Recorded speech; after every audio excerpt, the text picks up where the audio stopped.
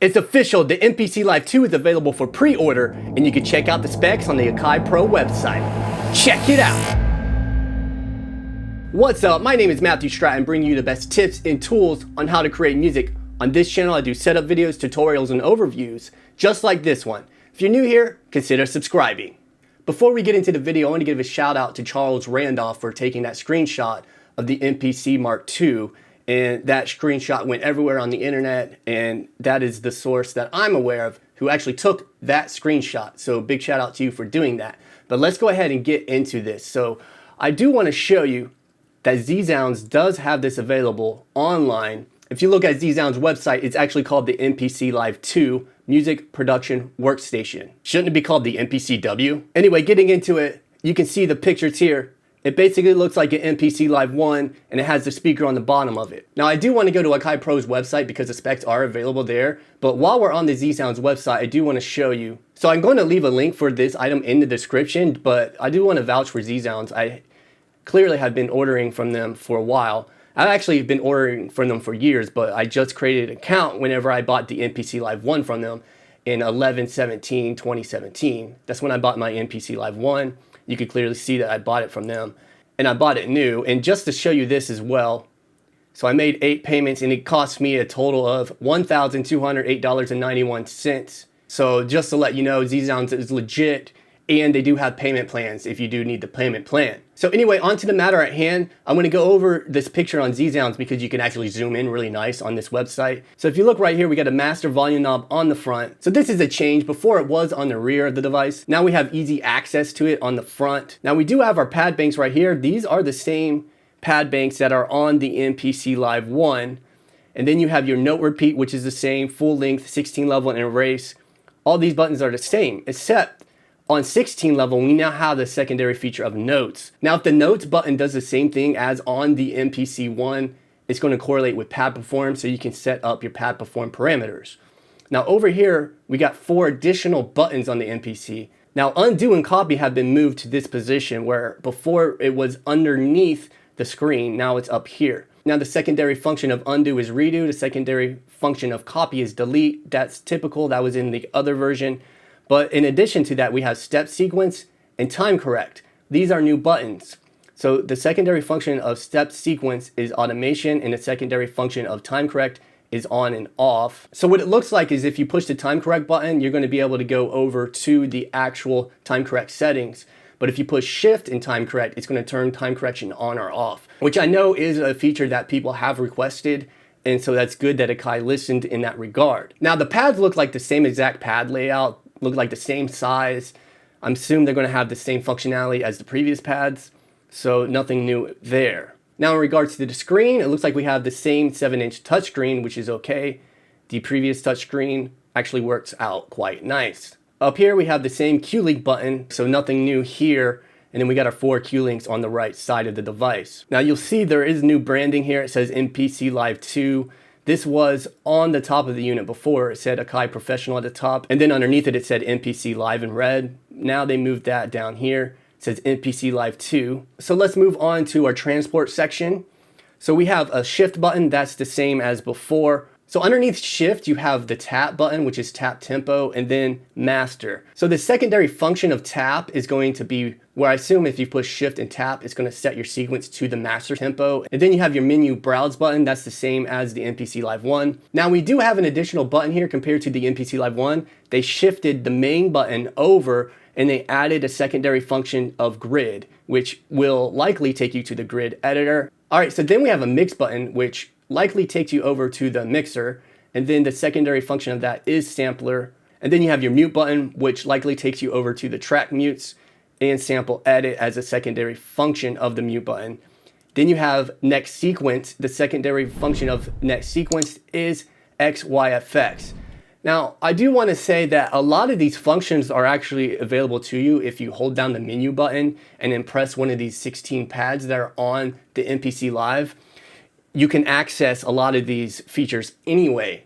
Now, that being said, it would have been cool if they would have put the menu function of the pads. So if you look right here where it says pad 13, if they would have put the secondary function as sample edit, you know, you could have definitely gotten rid of right here where it says mute sample edit, like they could have got rid of that secondary function of sample edit, because if you hold menu and press pad 13, it's going to take you to sample edit, which is the same amount of button clicks as shift and then pressing mute. All right, so they could have made this button something, you know, that you can't access with the pads, but that's just nitpicking. It's good to have these extra buttons on the MPC Live. All right, so underneath that, we have record, overdub, stop, play, and play start. Nothing new there. And then we have our plus and minus buttons right there, which again, nothing new. That is the same. Now, what we do have new is this giant thing at the bottom here. It's my understanding that there are stereo speakers within this device, and they are located right there. And then on the back of the device, there is a switch that says speaker on, speaker off. So if you do not want your speakers on, you would switch this to speaker off. Now, it is my understanding that the master knob controls the volume of the speaker, the volume of the master outs, and the volume of the headphones. But there is a switch to turn the speaker on and off. Now, you will notice there is something different about the headphone jack on this one compared to the previous version. The headphone jack is a 1/4 inch headphone jack. That's going to help a lot of people out because I know a lot of people have that 1/4 inch. Me personally, I use these headphones here. And when I move from device to device, like if I want to put this in my MPC Live, I have to take the adapter off and put it in the MPC Live. And then when I want to put it back into my mixer, whenever I'm recording something, I have to put the adapter back on. And you know, it's just a little bit of a hassle, but they did change that. And I know a lot of people did complain about that. So that's going to make those people happy.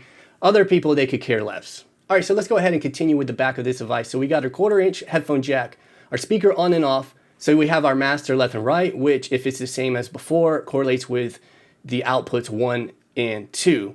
Then we got output 3 and 4, 5 and 6. Right here, we got our Kingston lock and our record volume, the same deal as on the MPC Live. We have our phono input here with the ground post, and then we got our switch to turn from line to phono right there. So if you did want to record directly from your turntable, you do have that there, and it's going to get you a good signal from your turntable if you do not have a preamp for your turntable. Now you got your line ends, so I'm assuming that these line ends are going to be line level just like before, so we're on par there. Then we got our SD card slot.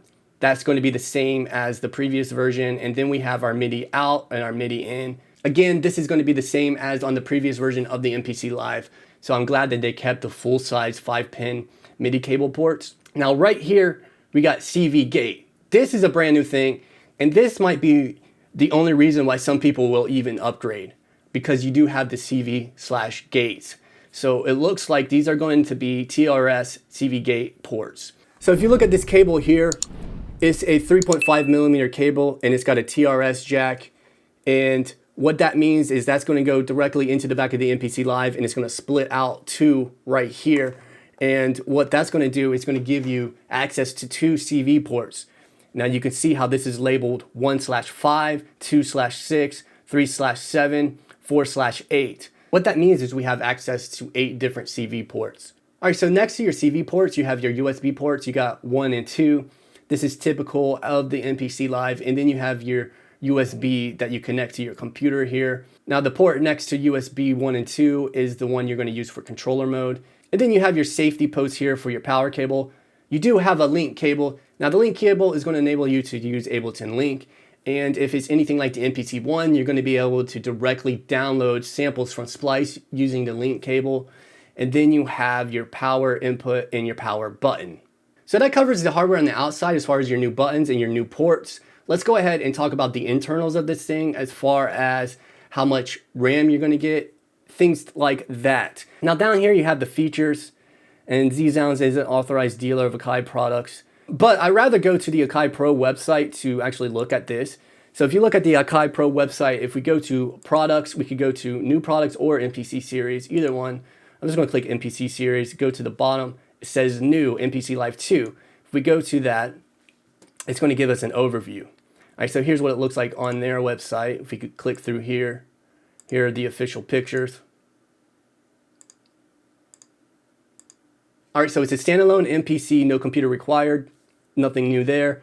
Powerful multi-core processing system, nothing new there. Built-in stereo monitors, that is new, so we didn't have that before. We got the 16 full-size velocity sensitive RGB pads, so nothing new there. Brilliant 7-inch multi-touch display, nothing new. 2 gigs of RAM. It has the same amount of RAM as the MPC Live Mark I, the same amount of RAM as the MPC-1, as the MPC-X. They all run on the same amount of RAM, and I'm assuming it's all the same processor because it says powerful multi-core processor system. It's the exact same thing that's on the other devices. And if you look over here, we got 16 gigabytes of onboard storage with over 10 gigabytes of pre-installed content. That's the same as the MPC Live I. Now, I do understand that there is additional content on here, if I'm not mistaken. Like, I do believe that you get the F9 expansions with this. And if you watch the full video about this, they do mention the F9 expansion. Now, I don't know how deep that goes, but it does say F9 expansion. And if you scroll down here, it says F9, and it says as well as a dozen key group instruments from F9. So I don't know how deep that goes, if it's the full expansion or not, but I'm 100% sure somebody's gonna let me know in the comments. So we got a Mac and PC controller for MPC software. The MPC software is included. As you can see in these parentheses here, we got stereo inputs, 3 stereo outputs, covered that already. Phono level RCA jacks, covered that. 2 MIDI in, 2 MIDI out, covered that. 4 TRS CV gate jacks, 8 outputs total, so that confirms that. USB 2.0 slot for storage drives and MIDI controllers for use in standalone, covered that. SD card slot, covered that. 2 USB 3.0, and then expandable SSD bay. So we still get that SSD bay in there. All right, and then we got a fancy video about the CV. All right, some fanciness. We already covered all this. It looks like Ableton integration. So you're going to be able to use MPC Live II linked to Ableton. You're going to be able to use MPC Live II as a controller for Ableton. You're going to be able to use MPC Live II to export your project into an Ableton project. Let's go over the specs. Again, this is going to be all the same stuff. And just so you know, it looks like we're running MPC 2.8 software on this device, as you can see in the downloads area right here. Is this going to be worth upgrading from the MPC Live Mark I? Let me know in the comments below. I want to hear what you have to say about it. If you want to see more videos about the MPC Live, click or tap the screen over here. It's going to take you to a playlist that's going to contain more videos about the MPC Live. Remember to subscribe to the channel if you haven't already. Like this video if you found value in it. Love you so much. Continue creating music, and we'll talk soon.